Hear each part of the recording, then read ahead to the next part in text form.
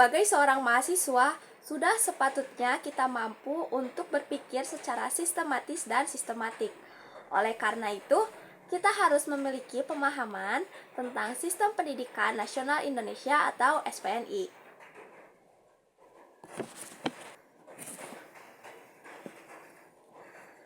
Pengertian Sistem Pendidikan Nasional secara yuridis terdapat dalam Undang-Undang Nomor 20 Tahun 2003 Pasal 1 Ayat 3 yang berbunyi Sistem Pendidikan Nasional adalah keseluruhan komponen pendidikan yang saling terkait secara terpadu untuk mencapai tujuan pendidikan nasional. Sehingga dapat disimpulkan bahwa sistem pendidikan nasional berfungsi secara sistematik dan sistematis, di mana sistematik SPNI melibatkan komponen mulai dari wilayah mikro sampai makro, sedangkan sistematis komponennya bekerja secara terpadu sehingga mempunyai alur yang teratur dan terstruktur. Jadi, jika SPNI diterapkan dengan baik, maka komponen pendidikan akan memiliki kesatuan yang terintegrasi dalam mewujudkan cita-cita luhur pendidikan nasional, yaitu mencerdaskan kehidupan bangsa.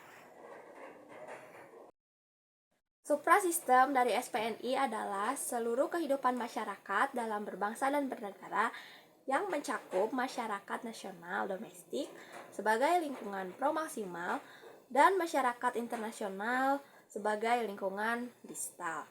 Suprasistem pendidikan yang berpengaruh terhadap sistem kehidupan terbagi menjadi 4 bagian, yaitu yang pertama ada sistem sosial budaya, di mana memiliki karakteristik keseluruhan tatanan kehidupan bersama dikelompokkan dalam bentuk yang pertama ada kelompok-kelompok psikologis atau psychological groups, contohnya keluarga, kelompok pertemanan, pekerjaan, dan lain-lain. Kemudian ada organisasi sosial, contohnya seperti partai, politik, perusahaan, dan negara. Yang kedua, ada perpaduan dari keberadaan kelompok yang mempunyai pola budaya yang mengandung unsur-unsur seperti budaya material yang berisi peralatan dan artefak yang digunakan oleh suatu masyarakat tertentu, dan budaya spiritual yaitu ilmu, seni, dan cita-cita. Implikasi bagi SPN adalah menjadikannya sebagai landasan ekologis dan landasan ideal sistem pendidikan nasional. Yang kedua, ada sistem biososial atau penduduk, di mana kumpulan orang yang memiliki struktur tertentu, yang memiliki karakteristik sebagai penduduk mempunyai aspek statis yang berhubungan dengan jumlah dan komposisi berdasarkan usia, pekerjaan, jenis kelamin, dan lain-lain. Kemudian ada dinamis yang berkaitan dengan pertumbuhan, pengurangan, dan gerakan penduduk, sehingga implikasinya dijadikan sebagai landasan operasional sistem pendidikan nasional. Yang ketiga ada sistem ekonomi makro, di mana batasannya tentang kemakmuran dan resesi, output barang dan jasa, laju inflasi, dan pengangguran. Menurut Samuelson, tujuan ekonomi makro adalah tingkat output real, tingkat kesempatan kerja yang tinggi, tingkat harga yang stabil atau naik secara perlahan, dan hubungan ekonomi luar negeri juga nilai ekspor yang seimbang. Implikasinya adalah kondisi ekonomi makro dan pendapatan per kapita menjadi landasan operasional sistem pendidikan nasional. Yang keempat adalah sistem politik, di mana karakteristiknya berhubungan erat dengan paham nasionalisme yang dianut. Terbagi menjadi 2 tipe utama, yaitu nasionalisme liberal dan nasionalisme kolektif atau sentralistik. Penerapan sistem politik berhubungan erat dengan tingkat pendidikan dan ekonomi masyarakat. Sistem politik juga berpengaruh terhadap operasi sistem dalam kehidupan berbangsa dan bernegara. Implikasi bagi sistem pendidikan nasional, kondisi sistem politik menjadi landasan manajerial SPN dalam artian menjadi titik awal dimulainya perubahan atau perombakan struktur pendidikan nasional. Kita masuk ke bagian yang kedua, yaitu Peta umum Sistem Pendidikan Nasional di Indonesia. Untuk memahami sistem pendidikan nasional secara sistematis, tentunya perlu ada visualisasi yang merepresentasikan SPNI itu sendiri. Nah, Sistem Pendidikan Nasional Indonesia atau yang bisa disebut SPNI meliputi dua pilar utama dalam keberlangsungannya, yaitu perangkat lunak instrumental input dan perangkat kasar instrumental input, serta kualitas dan kuantitas para peserta didik. Definisi dari instrumental input itu sendiri adalah segala bentuk alat, tenaga, atau bahan yang diperlukan dalam melaksanakan proses operasional dalam sistem pendidikan nasional di Indonesia. Sedangkan peserta didik, menurut Undang-Undang Nomor 20 Tahun 2003, menyebutkan bahwa peserta didik adalah anggota masyarakat yang berusaha mengembangkan potensi diri melalui proses pembelajaran yang tersedia pada jalur, jenjang, dan jenis tertentu. Nah, pengelompokan dua pilar utama sistem pendidikan nasional di Indonesia bisa kita lihat di kedua tabel berikut.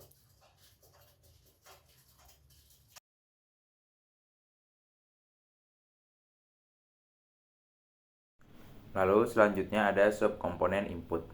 Nah, subkomponen input ini sendiri terbagi menjadi dua, yaitu yang pertama ada raw input.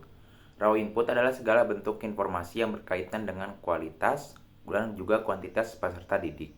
Informasi tentang kualitas dan kuantitas peserta didik sangat penting untuk dikaji dan ditelaah dalam pelaksanaan SPNI. Kualitas dan kuantitas peserta didik yang ideal tentunya dapat berpengaruh pada profil manusia terdidik kelak atau output yang akan dihasilkan dari SPNI ini. Lalu yang kedua ada instrumental input. Instrumental input itu sendiri merupakan segala bentuk alat, tenaga, atau bahan yang diperlukan dalam melaksanakan proses sistem operasional sistem pendidikan nasional. Instrumental input dalam SPNI memiliki perangkat keras dan perangkat lunak. Untuk perangkat lunaknya sendiri dalam instrumental input, yaitu ada yang pertama dasar SPNI, kedua lalu kemudian fungsi dan tujuan, lalu ada visi misi, kemudian kurikulum pendidikan. Nah, untuk perangkat kasar instrumental input ada tenaga pendidik dan kependidikan, lalu ada sarana, kemudian teknologi, lalu yang terakhir ada biaya pendidikan. Lalu selanjutnya ada environmental input. Environmental input adalah segala bentuk lingkungan yang perlu diperhatikan dan dijadikan patokan untuk mengembangkan transformasi sistem pendidikan menuju tujuan yang hendak dicapai. Nah, environmental input ini sendiri mencakup yang pertama ada di lingkungan keluarga, lalu ada di lingkungan sekolah, yang ketiga di lingkungan sosial dan budaya masyarakat, keempat lingkungan keagamaan, kelima lingkungan alam, keenam lingkungan ekonomi, dan yang ketujuh lingkungan politik. Lalu ada proses transformasi dalam sistem pendidikan nasional. Proses transformasi pendidikan nasional adalah keseluruhan proses perubahan input pendidikan untuk mencapai tujuan pendidikan nasional, yaitu mengembangkan potensi peserta didik agar menjadi manusia yang beriman, bertakwa kepada Tuhan Yang Maha Esa, berakhlak mulia, sehat, berilmu, cakap, dan juga kreatif. Proses transformasi ini melibatkan beberapa komponen, yaitu tujuan pendidikan, organisasi pendidikan, masa pendidikan, program misi pendidikan, biaya pendidikan, tenaga kependidikan, dan peserta didik. Lalu selanjutnya ada proses transformasi dengan manajemen pendidikan. Proses transformasi dengan pendekatan manajemen operasional melibatkan fungsi-fungsi manajemen atau pengelolaan dalam penyelenggaraan segala bentuk operasional dalam sistem pendidikan nasional. Pendekatan manajemen operasional memiliki beberapa fungsi, yaitu fungsi manajerial strategik, manajerial personel manajerial keuangan, manajerial informasi. Proses transformasi dengan pendekatan edukatif adalah proses transformasi yang terjadi dalam lingkup mikrosistem pendidikan nasional, yaitu dalam lingkup sekolah. Proses pendidikan dan pembelajaran sudah tergurat dalam UU SPNI Pasal 4 UU Nomor 20 Tahun 2003. Adapun prinsip penyelenggaraan pendidikan adalah sebagai berikut. 1. Pendidikan diselenggarakan secara demokratis dan berkeadilan serta tidak diskriminatif dengan menjunjung tinggi hak asasi manusia, nilai keagamaan, nilai kultural, dan kemajemukan bangsa. 2. Pendidikan diselenggarakan sebagai satu kesatuan yang sistemik dengan sistem terbuka dan multimakna. 3. Pendidikan diselenggarakan sebagai suatu proses pembudayaan dan pemberdayaan peserta didik yang berlangsung sepanjang hayat. 4. Pendidikan diselenggarakan dengan memberi keteladanan, membangun kemauan, dan mengembangkan kreativitas peserta didik dalam proses pembelajaran. 5. Pendidikan diselenggarakan dengan mengembangkan budaya membaca, menulis, dan berhitung bagi segenap warga masyarakat. 6. Pendidikan diselenggarakan dengan memberdayakan semua komponen masyarakat melalui peran serta dalam penyelenggaraan dan pengendalian mutu layanan pendidikan. Pelajaran juga memiliki standar yang terdiri dari 6 ciri. Yang pertama, interaktif.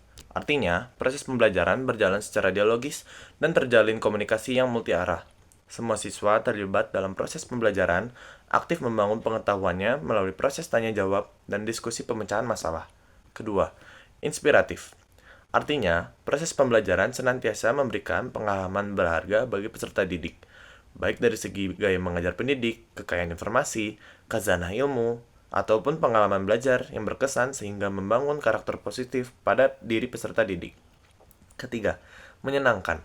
Artinya, proses pembelajaran jauh dari kesan monoton dan jenuh, selalu saja memunculkan unsur inovasi dan estetika sehingga berdampak positif bagi peningkatan semangat dan kebahagiaan peserta didik dalam menjalani proses pembelajaran. Keempat, menantang.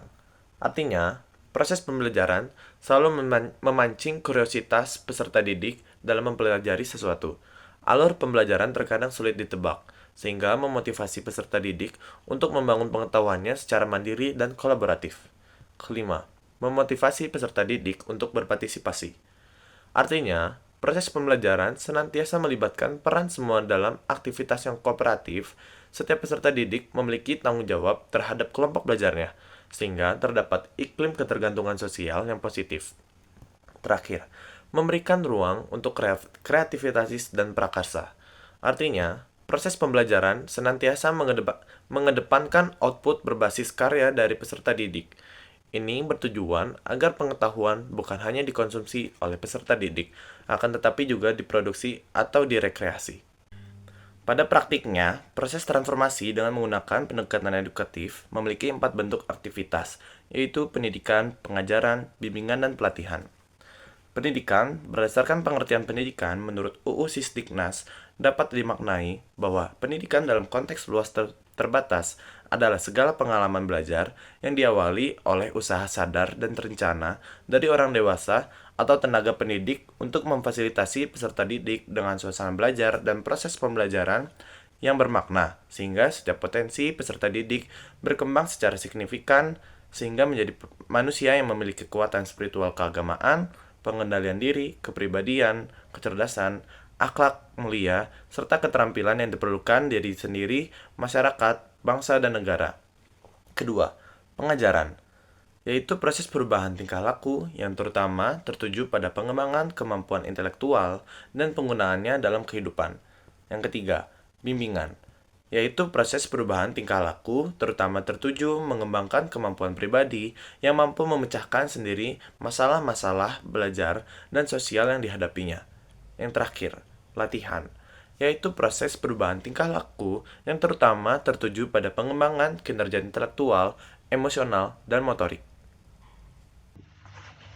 Ya, output pendidikan tentunya harus menyesuaikan dengan tujuan pendidikan nasional, yaitu berkembangnya potensi peserta didik agar menjadi manusia yang beriman dan bertakwa kepada Tuhan Yang Maha Esa.